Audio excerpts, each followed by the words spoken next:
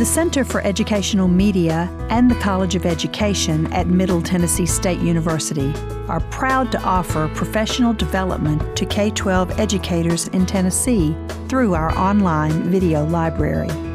The following video is aligned with TEAM, the Tennessee Educator Acceleration Model, which is the educator evaluation system used in Tennessee. For more professional development videos, check out our website at cem.mtsu.edu.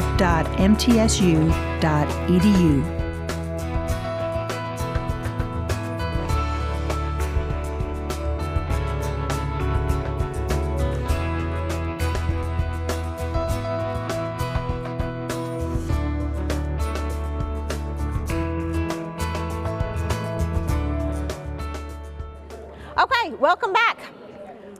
One thing I do, just in some of the conversation and milling around, as far as grading goes and putting that check mark for modified based on ESL, enrollment, things like that, that would be very helpful as far as communicating to people, is I would like for all of us to leave with this takeaway which is, do not let Dairy Queen determine your students' grades. What do I mean by that? I'm curious to see, has anyone else had the situation of being questioned on kids who are on honor roll, kids who are making all A's, kids who are not, and they're saying, oh, I've had parents actually come up and say, my kid, they're not going to get the free treat from Dairy Queen because they didn't make A's or B's. And then you have other people saying, well, they shouldn't make A's or B's. And it's like, because they're having all this modified work. Well, then you say, yes, but then they can't get the treat from Dairy Queen. So I don't know if that's just me and where I've been, but I've heard that out of 2 different districts. So I think that's very important as a takeaway, is not letting the free treat from Dairy Queen determine your grading practices in your district. So have that as a bit of a takeaway. Again, I try to treat everyone here as being grown. I like that phrase, you know, we're grown now. Because I think it's important that some of you, well, all of you actually, be in charge of your own learning. I stated that to parents whenever they come in my classes, do not leave your education up to Metro Nashville Public Schools. That was opening Meet the Teacher night. And they would be like, what? Don't leave our kids' education up to Metro Nashville Public Schools. I'm like, no, I have your child for 1 year. Hopefully your child is going to show considerable growth throughout their life.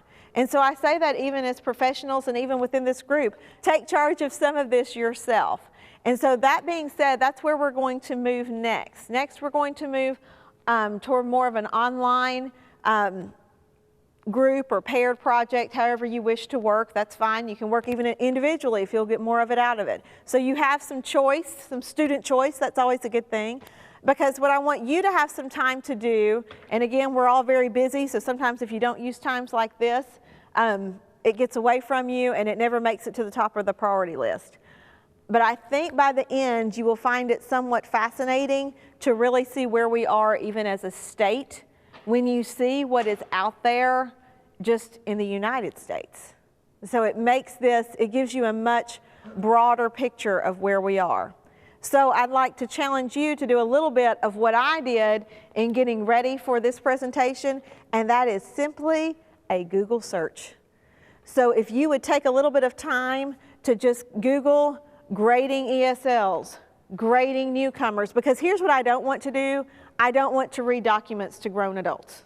Okay, I don't want to just read you things that I found so that you get the information. I think you will get much more out of it yourself. So if you would, we're going to slot for about 15 minutes and work with a partner, work individually again, and just take a little bit of time, try to get some things. And if you have a pen and paper, jot down, maybe make a few notes, put the state that you find what's happening in or what this practice is in, or the school district. You know, if you want to be specific, this is happening in such and such district in whichever state.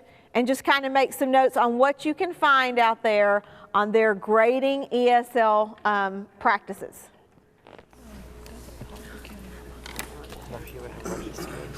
Good idea, video and grade everything. Hispanic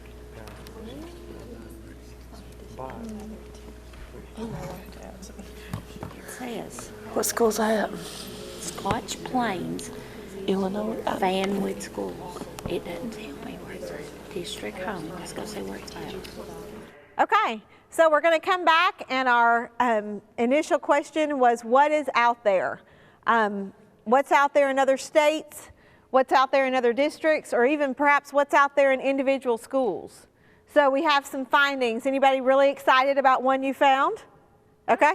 I found one from Scotch Plains, New Jersey. Uh-huh. And it's ESL student grading recommendations, grades K through 12, and it's based on the WIDA scores. Okay. So it's in a chart form, but it's 3 levels, 1 to 3.5, 2.0 to 5.5, and 3.5 to 6.0.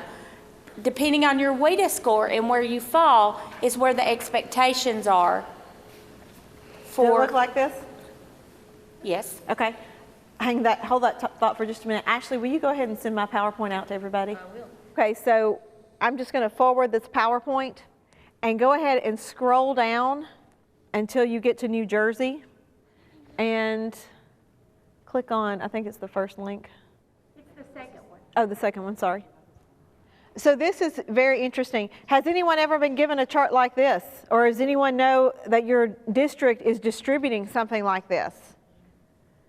Okay. Do you think it would be very helpful for teachers, parents, just the building, the district level to be communicated with something short, simple to follow, but yet, in my opinion, spot on? Yes. And it's based on previous assessment, so you know it is a snapshot of a day, but or a culmination of several days, but you know that there's evidence behind it as to why they're that level. It's not somebody just pulling something out of the thin air. Yes, and I feel like it's very important to not necessarily always wait on the state.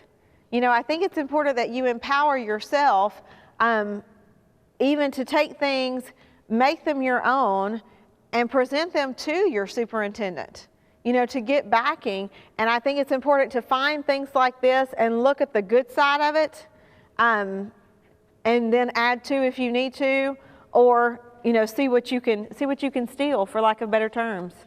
Sometimes I'm a better thief than what I am an inventor, so that's helpful. Yes, that's true. That's very true. Yes. And also, I think it's great because we give the teachers, I know in our district, copies of the can-do statements, but these are literal, true suggestions they can immediately look at. Yes. And they don't have to take the can-do statements and process them and try to come up with something themselves. Yes, especially as you move over, you know, back to, again, how are we assessing our ESLs? I mean, that gives you lots of ideas, even as far as what will work, what may not work. And so you'll have that now. There's also the 2 references that are listed with that if you wanted to dig into that some more. Okay, something else from another state? Okay. I found one from Maryland. Okay. And Let's see if it looks like this. Hang on just a second. Let's go back and does that look familiar? That's not what I was looking at. Okay. I have to find mine Okay. because I've lost it. Okay, while you're looking for yours, let's look at this one just a bit. This is from just a specific school. So I tried to see if it was more out there for their district. I couldn't really find anything, but I did find just their school. More time, I may have just called the district and see if this applies to all of their schools. But I thought that was pretty fascinating as well. I think it's really important that the school have something on their website. Like right now, we come from a district, we have nothing concerning ESL's grading or policies or anything like that on our district website. And that's one of those things that I'm trying to bump up as a priority for myself, is to get something on Manchester City Schools' website. I found mine. Okay? It's slideshare.net, and this is a TESOL convention, Philadelphia, Pennsylvania. I guess it was a conference, a presentation there. and the title of it is ABC, Assigning Meaningful Grades for ELLs. Okay. And one of the comments is, grades should not be given for punishment, because that only leads them to feel like they're a failure anyway. And that they should not be given as motivation, because then they won't work harder. The admin says to this 10th grade English teacher, you must judge them on what they can do, which is what you just showed there. And then it says, goes into some specifics. Giving an A for completing a graphic organizer while native speakers write an essay is fair. Fair means giving the student what he or she needs so they will have the same opportunity as any student to succeed. Although the assignment may be perceived as easier, the ESL student is already doing double work, learning both the content and the language. Yes. And do you ever feel like sometimes an argument with that can be moved along quickly if you just agree to either have your stamp, have your signature, have the box checked, or something that just says, yes, it has been modified?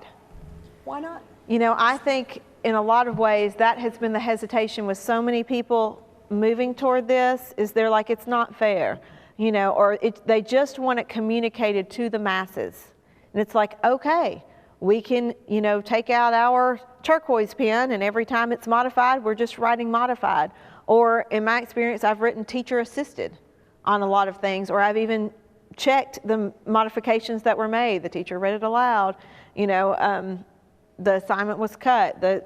And then the other thing that I think might be helpful to some families, not all, or even to teachers continuing on, is to staple right behind it, what was the gen ed requirement? Where are we going? What's the goal? Because sometimes I think they're like, well, the parent's going to think they're making A's and their kid's doing great, and their kid's really not doing great. They're already 2 grade levels behind. So I think it's very important to also communicate where we're trying to get that kid to go. What's the gap we're trying to close? And sometimes the easiest way to do that is just to attach that gen ed assessment to it, and then they know, here's where we're going. They did well as we're trying to scaffold that instruction, but yes, here is the gen ed. This is what the expectation is there. Okay? Just an idea out there. Okay, anything else from another state? I have something from New York. Yes. It is, they have the standards-based report card, which is what our county has, but Yes. they have a newcomer standards-based report card that hits, it only has speaking, like a speaking, listening, the foundations of literacy, writing, which is things like uppercase, lowercase letters, your name, and then work habits, and that's all that's on it. And so I think that would be great for those that they're going to get all ones on everything else, but maybe if I attach to this newcomer thing to it, it would see, oh, look, they're learning sight words. They're working towards the uppercase and lowercase letters. Because you could, once they master it all, you could just move off of that into their grade level one. But that's a way that it's not, oh, you can't do any of this. Yes. I love how New York adds work habits, because as I feel like most of us know, when you have an EL parent come in for parent-teacher conference, what is the #1 question they ask? How are they doing? Are they behaving? Are they behaving? Yeah. And so I feel like Are they working hard? that is something that could perhaps have supplemental motivation at home. Not all the time, but sometimes. Sometimes it works. And I think for them to include that work habits on it, I don't think that's a bad thing at all. Well, I think that's a good thing for all kids, honestly. It would kind of help with, you know, the ones that maybe are putting their head down. You could check. Yes. Oh, we got to work on this one and this one, you know. Yes, yes, yeah, and especially conferences, because we know that sometimes things like that don't always make it home. So, good. Okay, somewhere else? Another state, another district? This is a district that's actually in Germany. Okay, we've gone international. Thank you, Ms. Harris, for getting us across the ocean. They comment about the pass-fail grade. Uh-huh. They'll be awarded a fail grade if they make no effort, do not concentrate in class, show no understanding of the work, and do not ask for help. So I just felt it was good it laid it out there. Expectation. And again, I think things like that, bringing in that rubric, which is really what that turns into, if you're presenting that as a district idea, I think those are excellent words to include in something like that. So that's good. Something very similar to that. I didn't get through all of it, but it said that EL is not a disability, it's a temporary situation. And I was like, Yes. oh, I like that. I'm taking that one back because it is temporary, and that's what teachers don't understand, is that this is what we're trying to gain. So. Right, that's very true. Very true. Uh-huh. The one I found was Florida, Okay, yes. and it was focusing on comprehension and that it has to be comprehensible. So it was focusing on, do teachers know how to make the content comprehensible? Yes. And I think that's a big focus, is being sure that we're providing the support and training for teachers to even begin to understand second language acquisition, Yes. to understand so many different things. And I think that has to be mandatory Yes. for all teachers that serve English learners. Yes. The site that I was on too, it defined what comprehensible means, and I was like, oh, that's really good too, because they don't, if I'm talking to another teacher, we understand it, but I don't think you understand it in the terms of an EL student. Exactly. You think this is higher vocabulary. Well, I'm here to tell you that's like super high vocabulary for my students. So yeah, understanding and being on the same page as to what comprehensive looks like. And it still goes back to that culture shift to some degree. It's not pushing ESLs. I think we get kind of caught in between versus making it too easy is what you'll get accused of, And you just have to know it's coming. Like, I think that's really important too. I think that's why meetings like this are very helpful, because then you can kind of anticipate what's coming and then how you're going to approach that. Because I think the pendulum goes back and forth, back and forth. Okay, take just a minute and just kind of skim that too. That's back to pass fail as well.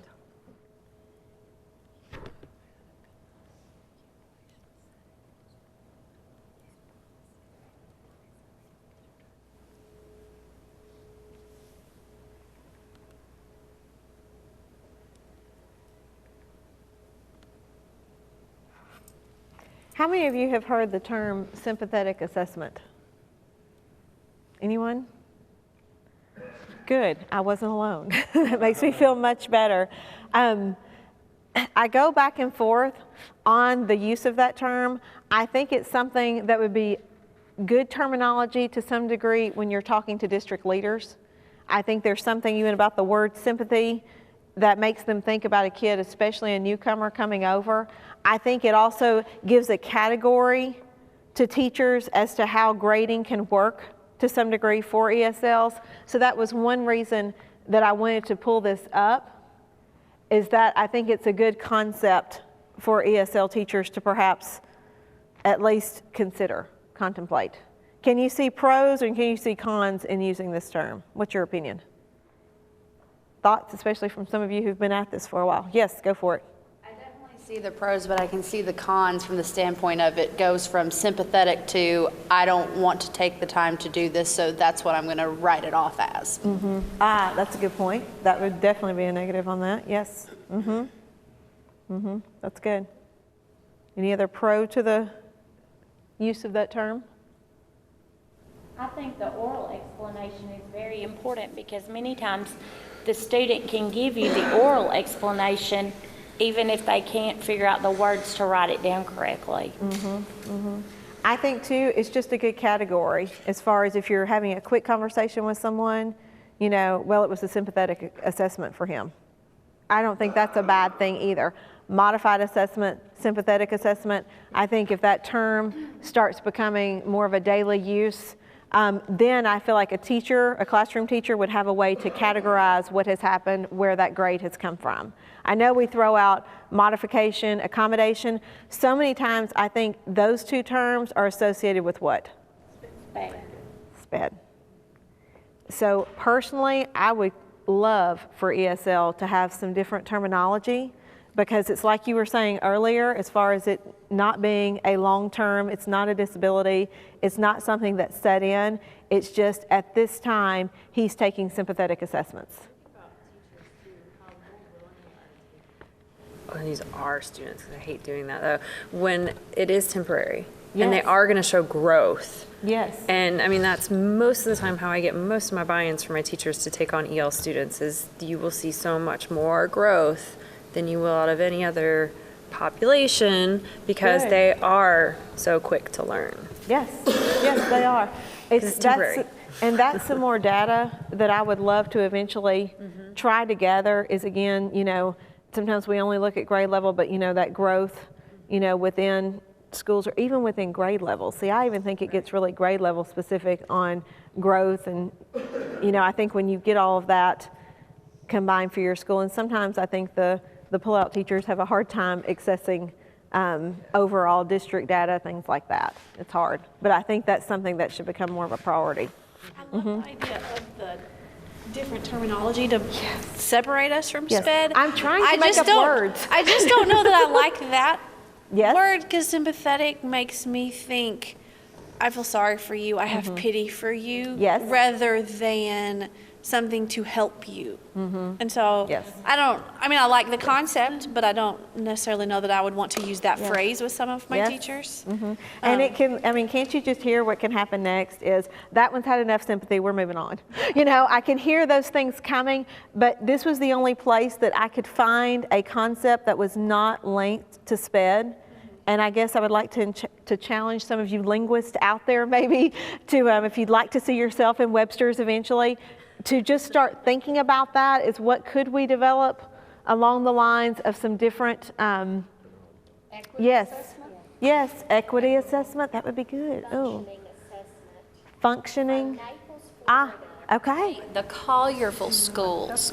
Okay, that PowerPoint is amazing, and the big piece is, in the PowerPoint says we want to instruct and assess ELL students at the level in which they are functioning. And it goes on to break things down, starting with the elementary school. But I just forwarded all that to our group. But it's, I liked it. That's a good one. I'm concerned about the term sympathetic assessment because I have actually had, last year, a teacher came to me and said, why do we even have these kids here? They're all here illegally. Why do we even have to teach them anyway? And so there are teachers who have absolutely no sympathy for our students. That's true. For That's striking true. words, can we get rid of these and those? Yes. I have not heard the term sympathetic assessment before. I like the term functioning assessment. A term I have used in the past is authentic assessment. And does this assessment is it really reflective of what the student is capable of? And is it really reflective of the student's mastery of the objectives addressed? Yes, that's a good one too. That's good too. That's good. That's good. I do like, I still like the idea of getting some vocabulary for ESLs. I mean, I think that would be so beneficial. I hear authentic almost across the board, which is also a good thing, especially as we move to individualized learning for sure. And that's a good one too. Functioning is good too. Okay. All right, good. Moving on. But that was a takeaway from that, along with the pass-fail system. We found what is out there in New Jersey. Let's move to Louisiana. Did anybody find this one? This is a pretty substantial document. Yes, Louisiana kind of knocks it out of the park. As you can see, we've got one of 257 pages for the state of Louisiana. I just kind of wanted you to scroll a little bit. But I have a feeling, and I wanted to pull this one up because I have a feeling that the superintendent probably in multiple districts are probably pretty on it in Louisiana. If you're linking to something like this, when we pull up grading ESLs and this comes up pretty quick, and if you hit grading newcomers, Louisiana, grading ESLs, Louisiana, anyone have any background in Louisiana? Okay, the other reason that I wanted you to have this is, I tell you what, stop right there for me, is because I feel like when we look at can-do descriptors and things coming into lesson plans, there are a lot of connectors that are coming through, and I mean, this is by grade level. So it goes all the way through high school. And I think that is pretty comprehensive, to say the least. So I at least wanted you to have that, not necessarily to go over word by word today, but just have it as something you may want to look at down the line. I know I would like to spend more time on it. I didn't spend as much time on it even preparing for this, but it's kind of nice to know that it's out there. Okay? So you've got that, and then we'll move back to the next slide, and here we are. So would you say there's a lot out there to look at for grading ESLs? I would say no. I think this is still something that is extremely new, that there's not a lot of guidance on. I think that's unfortunate for a lot of kids. I think a lot of kids are getting shortchanged because we don't have more definitive practices for it. And so then it takes me to Tennessee. All the keywords that I could get took me to the same place every time. So this is about all we've got.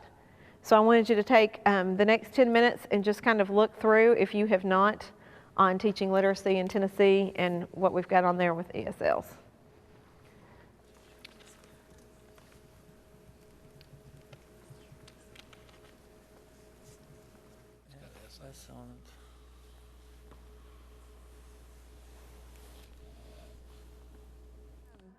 So if you would, look at either at page 12 up here on the larger screen, or look at it on your own computer. What stands out to you in the first 3 paragraphs? I think it goes back to those key terms that we've talked about earlier as far as accessibility. Students' access to instructional tasks requiring complex thinking is enhanced when linguistic complexity and instructional support match their levels of language proficiency. That's where I feel like the little chart that we saw from an earlier state would be so beneficial in meeting the needs of what Tennessee is asking us to do. This is where it came straight from Jan. This is what she referenced as far as a plan being in place, even if it is not at that grade level of instruction. The plan has to be there beforehand. This was the big alert. She said that one thing that cannot happen is for the student to have been given an assessment, bomb the assessment, and then go back and make a plan. She said that's pretty critical. From the very beginning, knowing that you're having this kid, the kid has severe language deficits, she said that is what will get you in trouble. And then she also said, is that really hard for a teacher to do? Yes. And I'm always glad to hear her say that, because it makes you know that you're not just going to wave a magic wand and everybody's going to be real happy to make that happen. She was the first to say that's a lot of work by a classroom teacher. That's why the collaboration is so critical. So I think, again, the accessibility of it, the making a plan beforehand to see how you can close those gaps in that student's education is just huge, especially as they move up through those middle school and high school levels. That's where my heart goes out to the kids the most that have those severe gaps. Trying to catch up a first grader, which is what I find myself doing. I tell myself every day I should be doing that with a smile and never complain, because I know at that point the gap is just a couple of years, second grade, one more. But when they start getting into that middle and high school, I think that is where a lot of support is needed, and my heart definitely goes out to those teachers, as well as some of you who are trying to serve K through 12 in your district, because I know that's a daunting task. So at this point, we're at 11:18. We will break for lunch, and then we will be back in here at 1 o'clock, and we'll go from there, especially implementing some of the can-do statements, as well as still talking about grades. So I think the next session, if you get a chance during lunch, or you may have one, if you have a lesson plan handy, one that you have already created, and it might just be on your laptop, feel free to kind of have that easily accessible. If you don't, it's okay. We'll work off of friends or neighbors, but I would rather it be something that you are already familiar with as we work through this, if you can. Okay, that's all.